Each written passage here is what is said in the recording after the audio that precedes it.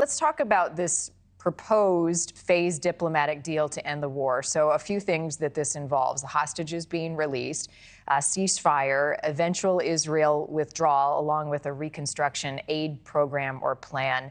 How realistic is it to ask Israel for any of these things right now? Well, good morning, Marnie.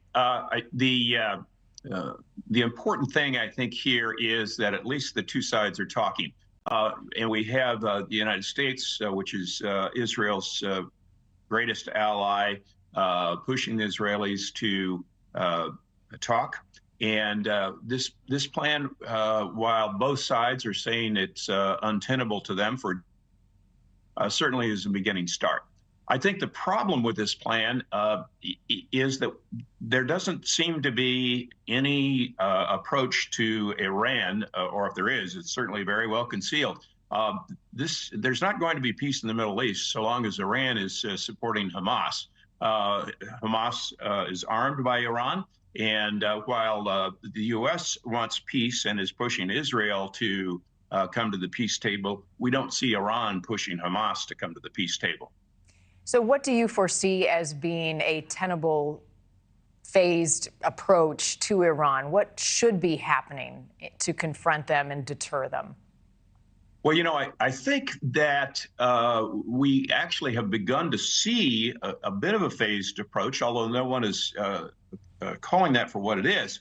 The casualties in the Gaza have fallen nearly in half, and that's according to the UN reports, which they're receiving from the Hamas-based health authority. So we have seen Israel withdraw troops in the north. So there is the beginning, I believe, at least a tentative beginning there. Iran is beginning to have its own problems. You know, we just saw an exchange of missile fire between Pakistan and Iran. Iran can only foment trouble in so many places before they're going to get stretched a bit thin, too. I think what we need to have is real pressure on Iran and more interdiction of weapons flowing into the Houthis, Hezbollah, and Hamas from the Iranians.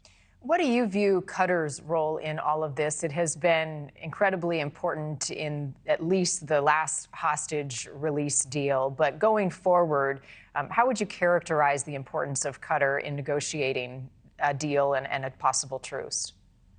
Well, I think Qatar plays an incredibly important role here. Although it's a very small nation, it's had outsized influence here, and it's served as an honest broker between the Palestinian groups. And of course, the Palestinian groups are split too. You know, the Hamas is the military wing, which controls Gaza, while you've got the Palestinian Authority in the West Bank.